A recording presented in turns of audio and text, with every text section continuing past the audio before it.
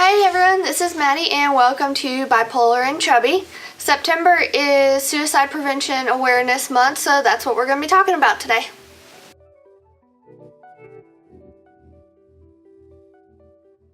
So I want to just share my story and tell you guys about my experience with suicide. So my story takes place in June of 2017.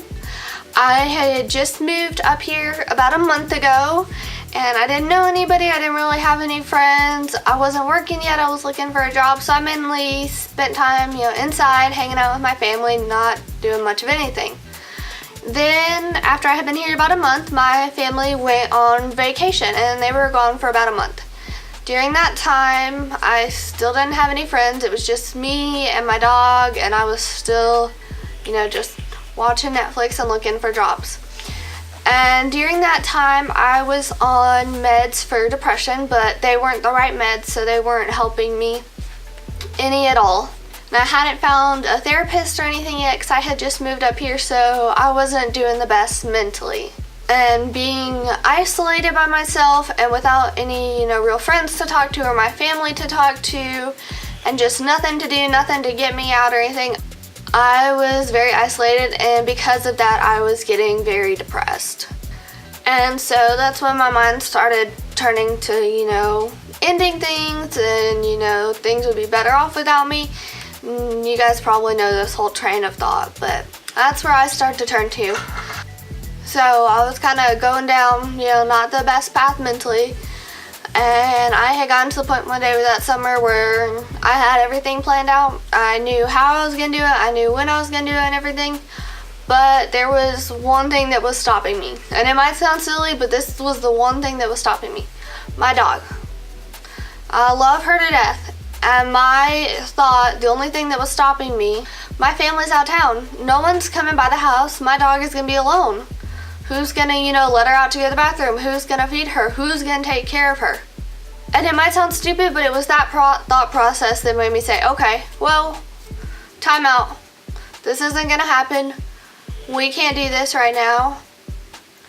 And because of her, I didn't do anything. I'm still here today.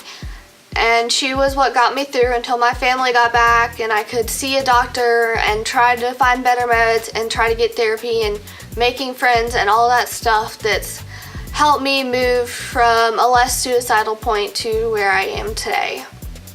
And I wanted to share my story with you guys because this is Suicide Prevention Awareness Month, and it's something that happens. It's something that happens to a lot of people with a lot of different mental illnesses.